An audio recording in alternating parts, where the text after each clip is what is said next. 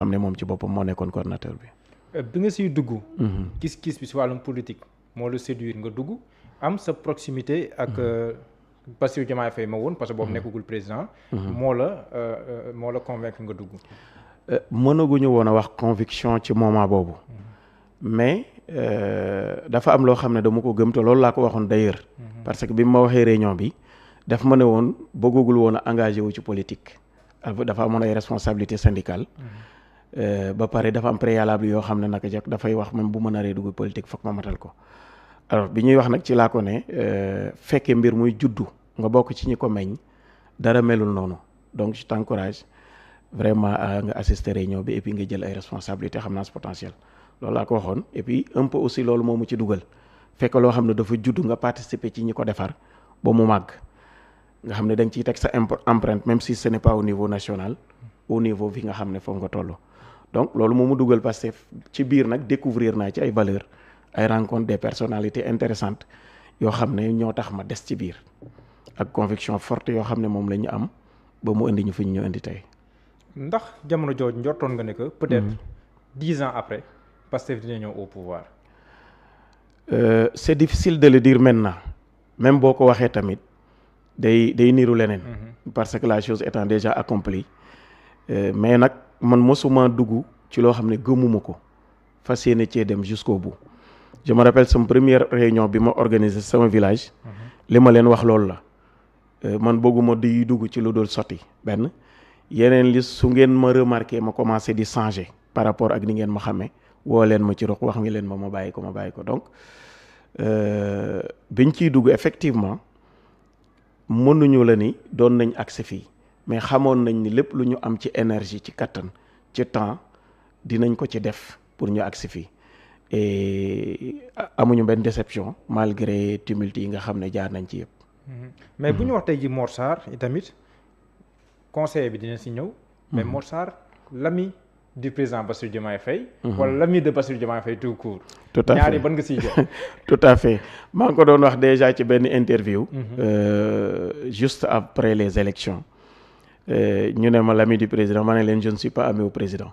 je suis ami à celui qui est devenu président on verra maintenant si on va se lier d'amitié man ak président donc effectivement collège lañ daje man ak moom en 6e foofu lañ sympathiser on était un peu complémentaires loolu moo tax ñu xaritoo mais nag li ñu doon partager ma xam ko ci moom complicité bi ñu amoon bi mu doonee président mënatul woon a am déjà accès bi nekkatul benn sur les confidences aussi mënatul nekk benn donc mënuma ne xarit bi ma nekkoon ci Diomaye moom laa nekk ci président mais nag je suis à son service comme ñu bëri ci ñi nga xam ne ñoom la àndal ci projet ba ñu toll fii nii. mais loolu am na peut-être aspect positif. mais fu mu toll nii ñàkkul ne di nga wax wala nga jëf ñu ne ñu jokkalante ko président ndax jot nga dund loolu. si exercice pouvoir am déet. même avant mooy doon président boo jegee nit ki. ngeen sëq yenn yi nit ñi xam ko day dem ba sa parole ak parole am di lié mais loolu ci perception nit ñi la mais nit ñoo xam ne dañu am liberté de penser liberté de ton mënuñu lié de sorte que lu kenn ki wax rek mu engagé keneen ki déedéet mais ci perception yi nit ñi effectivement loolu daf may am j'en ai souffert dans le parti dans la gestion du parti au niveau de la section communale yenn saa yi ñu amoon débat yu saf ci groupe bi su ma duggee wax sama avis débat bi dak parce que dañuy am impression que li ma wax c'est aussi la position du coordinateur et naturellement ba fi mu nekk nii sur beaucoup de choses su ma waxee ñu ne comme moo ko wax mais c'est pas forcément lié. pas du tout sànq yaa ngi naan ñu nga seqaloon coordination bi. yaa ngi leen di wax ne bu ma demee ba soppeeku. woowaat leen ma ngeen teg ma sur ko loolu lan lañ si war a déggee ndax. dañ si déggee ne que. Mor Sarr. ma duggoon si Pastef 2014. ba Mor Sarr bu tey. soppeeku amu si ak exercice du pouvoir bi am déet. loolu laa bëgg ma bañ a changer soppeeku mënul ñàkk nit l'être humain c'est un être qui évolue tous les jours ki nga doonoon daaw jéeg ak ki nga doon ren bokkuñu nit faw ngay évoluer physiquement mentalement intellectuellement parce que da ngay gagner en richesse donc nit mënta ne changer wu ma mais nag dafa am fondamentaux yoo xam ne dama bëgg garder ko moo xam ne moo nekkoon sooklu sama yar ak ñi nga xam ne ñoom laa dëkkal d'ailleurs sama koñ laa ko wax ñi ma dëkkal sama village ñoom laa waxoon loolu mais nit mënta bañ a changer c'est pas possible képp kuy bañ nag ñu jàppale da ngay bañ a changer finalement yow yaay changer sax ci benn côté bi li ñuy ragal kay mooy nga changer ci côté bu baaxul wala ci côté boo xam ne nit ñi dañ koy sib mais nag nit naturellement day évoluer dafa war di changer. mais dans l'exercice du pouvoir amul ay actes wala jëf yoo xam ne nii. mën na tax ñi ne jàpp ne kat am na changement bu am. boo xam ne ni c'est lié à l'exercice du pouvoir am déet. si loolu laa la doon wax c'est-à-dire perception nit ñi. parfois sax mën na bañ a bokk ak li am dans la réalité mais même li ma la wax gis nga nit koo xam ne nekkul ci pouvoir bu ñu bëggee mu ñëw au pouvoir doon la même personne du def liñ ko sant. du représenter liñ ko sant. il faut que nit ki changer nit koo xam ne dafa dund jàngul ba benn étape mu dem jàng li mu jàng day emprunté ci moom nit koo xam ne day liggéey di wut amul bu demee ba am day emprunté ci comportement ci léppam nit koo xam ne day wut pouvoir amu ko ba am ko bu ko amee tamit day emprunté ci comportement li ñu mën a sib mooy mu emprunté de manière négative dina am changement yooyu yëpp day am man nag dinay góorgóorlu pour fexe au moins mu bañ a nekk loo xam ne day yàq sama rapport ak nit ñi wala ma dégager benn mauvaise image ci nit ñi après maintenant il y aura toujours des gens qui vont même vouloir utiliser ça pour wane beneen image ci yow pour yàqal la politiquement ça aussi ça existe. voilà léegi laaj bi ko waral mooy dama la gis bi ñuy lancé keroog. travaux yi bu ñuy teg maison des femmes au niveau de Ndiaganiao. discours bi nga def te ñu bëri mu def bruit tuuti. ñu bëri jàpp ne li nga wax Ndiaganiao yàgg na am étage. ku xeeb doomu Ndiaganiao yow yaa xamul ak yooyu loolu da nga doon tontu si ñuy jàpp ne léegi kat moom Mor changé na de wala président changé am déet mooy wax étage yeeg yooyu loolu si jublu woon. en fait pour ma rectifier tuuti sax. nekkuloon dañu doon poser maison de la femme mais c'était la journée de la femme. Mojib Pastef Mojib Ndiaganiao dañ ko bëggoon a féete. mu tombeek période carême beeg koor bi ak beaucoup d'autres activités. ñu bëggoon ci impliquer vraiment toutes les femmes. tax ñu décalé ko. jour boobu lañ ko doon célébrer. ñu jox ma parole waruma foon a jël parole mais dañ ma ko jox en tant que candidat. mais nekkoon pour teg aussi mbirum maison de la femme. non pas du tout ça n'a rien à voir vraiment mais annoncé nañ ko fa. parce que effectivement c'est pour les femmes te mënoo ñëw ci ñoom. donc la première dame da nga ko ci invité woon rek. dañ ko ci invité woon invité d'honneur la woon. d'accord invité d'honneur la woon Mojib Pastef Ndiaganiao moom moo organisé. d'accord alors c'était le moment parce que du tontu en fait du pour man aussi mais les gens de Ndiaganiao souffrent de ce qui se dit parce que ñun bu fekkee suñu politique suñu engagement politique ak suñuy conviction moom mooy tax ñu jël dëkk bu lëm di ko ostraciser ñi ngi bëgg a dem ci loo xam ne baaxul amul njëriñ alors man maa ngi doon wax ak doomu Ndiaganiao yi maa ngi doon wax ak jigéenu Ndiaganiao yi pour xamal leen li malgré li ñeneen nit yoo xam ne dañu am intention yeneen mën a taxaw di wax ci yéen jàpp leen ni yéen mën ngeen fier ci seen bopp. donc c'était un peu ça Ndiaganiao boo fa demee nga fekk fa ay immeuble alors bu fekkee sama kër wala këru président moom mooy tax ñu naan Ndiaganiao ñaari étage yooyu rek a fa nekk. c'est pas sérieux. loolu nga doon tontu. man boo ma xasee da ngaa tabax Ndiaganiao pour man da nga may tàgg parce que bëri na ay doomu Ndiaganiao yoo xam ne fu ñu tabax waa Ndiaganiao xamuñu ko. bëri na doomu Ndiaganiao yoo xam ne tabax nañ feneen ñëw tabax Ndiaganiao donc pour man c'est des choses qui ne devaient pas avoir lieu ci débat politique mais il fallait le dire il fallait le dire man tabax naa maa ngi tabax sax pareegu ma ça fait 1 an maa ngi ciy góorgóorlu di ci démerder pareegul ñu ngi may ciy jàppale parce que effectivement am na ñu ma mën a jàppale c'est une maison familiale moom ma ko voilà mais est-ce que tontu boobu jaroon na ko en fait non déggoo li ma la wax maanaam man tontuwuma pour man ko boo ma xamee wala ku ma xam ne ni ça ne me dérange pas du tout. même bu ko président defee d'aucuns peuvent comprendre. non mais président dañ ko war a naw ci lu mu def. parce que bu ko neexoon mu tabax fu dul Ndiaganiao te kenn du ko xam dañ ko war a naw ci lu ñu def en fait dañu dem ba li nekk valeur li ñu wala naw ci nit ñu dem di ko xasee nit président bu ñëwoon Ndiaganiao tey ak suitam bi tey amul fu mu dugg bi mu ñëwee aux élections bi mu ñëwee ci élections yi 2 fois. dafa loger hôtel. alors.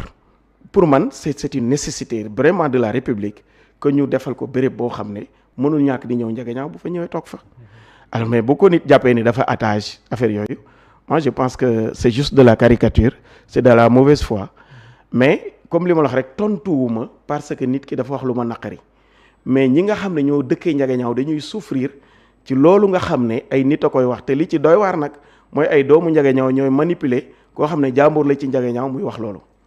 Parce que information yi ñu koy jox yëpp dara baaxu ci. waaw parce qu'il y a eu des images yu ñuy wane naan kër gee ngi nii ak yooyu, kon waa Ndiaganiao ñoo ñenn si ñoom bokk. mais si loolu moo am boo xoolee liñ koy jox parce que faut le nommer muy Cheikh Bara. liñ koy jox ci information dara du ci dëgg. man je n'ai aucun complexe à parler de moi. def naa 7 ans Ndiaganiao yoo xam ne wut naa liggéey aw ma ko mais mosuma jaay ko dama béyoon toolu brouette toolu papaya. boo xoolee sax président mos na photo ci tool boobu. ci benn parcelle am bu yaatu bu 3600 mètres carrés. laa defoon 245 pieds de papaye. man maa leen doon rooseel sama bopp ba ñu mag ma leen di toppatoo bu ma witee maay pousse ci brouette yóbbu ci marché bi ci buntu permanence bi laa doon teg di jaay sama bopp. j'avais mon master 2 en poche bi may def loolu donc du complexe ci man. li muy wax 2 ans ci ginnaaw j'étais le directeur de la production ci benn entreprise buy produire ay aglo au niveau de Sandiara. avant loolu papaye yooyu c'était en 2020 ci laa defoon tool bi di ko jaay finalement dama ko bàyyi woon parce que ndoxu robinet laa doon roosee facture bi daf ma doon sonal saa yu ma jaayee fayee ko facture toog. je ne suis jamais resté les bras croisés même jamono yi nga xam ne aw ma liggéey mais tey su ma amee liggéey commencé di fayeeku, la première chose à laquelle je pense mooy ma defar suñu kër bokk ko ak samay frères. Y a mon jeune frère qui est ingénieur géologue qui travaille son argent mi ngi ci bâtiment bi. am nañu beneen sœur cadette boo xam ne community manager lay def informatique. sama yeneen sœurs yi ñu ngi seen activité macha allah on est une famille et tout le monde participe. j'ai des amis aussi qui peuvent m'aider à construire mon chez moi. loolu la donc je pense que lu normal la mais politique bi waroon nañu mën a yóbbu ci loo xam ne nekkul di dem ci ay intimité parce que Cheikh Bara li ñu si sori mooy que dafa am baatu sàcc la jëfandikoo nga baal ma baat boobu la jëfandikoo mais c'est bien que nga leeral lu mel nii parce que en fait Cheikh Bara dama am bëgguma wax loo xam ne day jàpp ni dama ko mere wala dama koy xas mais dama am déception ci moom gis nga situation wu Cheikh Bara daf ñu rendre fier benn instant parce que Sénégal intellectuel u école de Jules Ferry bi dañu dominer woon tous les autres ci histoire politique surtout il y a eu quelques têtes yoo xam ne dañu défendre doomu daara yi ci seen posture Al Maktoum yàlla na yàlla fay ko yiw ci la bokk Cheikh Bamba Dièye non Cheikh Abdoulaye Dièye ci la bokk mais avènement wu Pastef dafa tax doomu daara yu bëri jël seen responsabilité assumer seen potentiel intellectuel Cheikh Bara génn ci période boobu noonu am ay capacité d'analyse yoo xam ne dañ ko apprécier mais tey posture bi mu jël en tant que parlementaire doomu daara koo xam ne dafa représenter diine représenter tarixa ak toute la légitimité que ça comporte mu bëgg a wàcc ci benn niveau bi du woon suñu cër sax ñu ko ciy topp mais li muy def nii bu ko réussir baaxul ci Sénégal parce que lui moom il s'en prend pas à moi en fait du ma cible am sa cible c'est le président mais le président nit ki du cible am mais institution bi muy jéem a yàq bu ko ci ay nit fekkee dina xam ni société dafa am ci socle yu muy taxaw te nit ñi ko taxawal muy république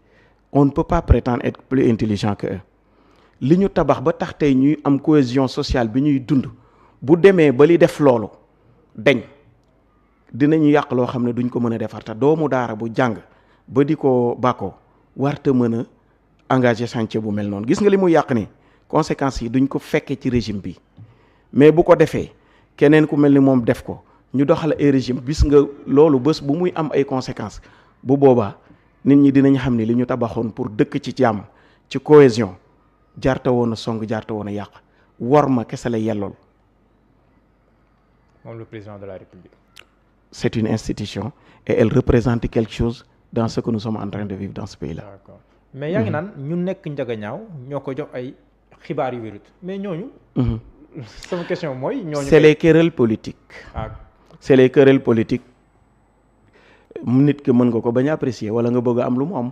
wala boog nga am ambition ci élection municipale nga yaakaar ne kii nii dina nekk barrière ci man nga commencé di wax li ko yàqal man politiquement ça ne me dérange pas.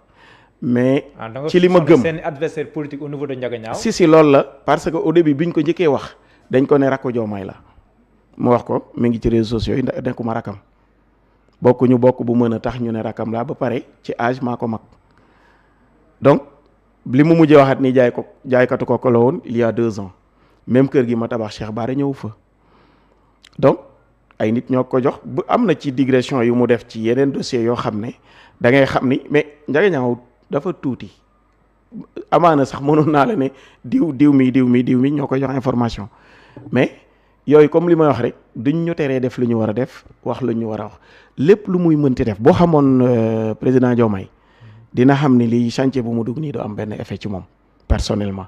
sur maintenant la perception que les Sénégalais vont avoir de l'institution. Oui. C'est là où le danger réside. kon kàddu yi nii yëpp yëngalul.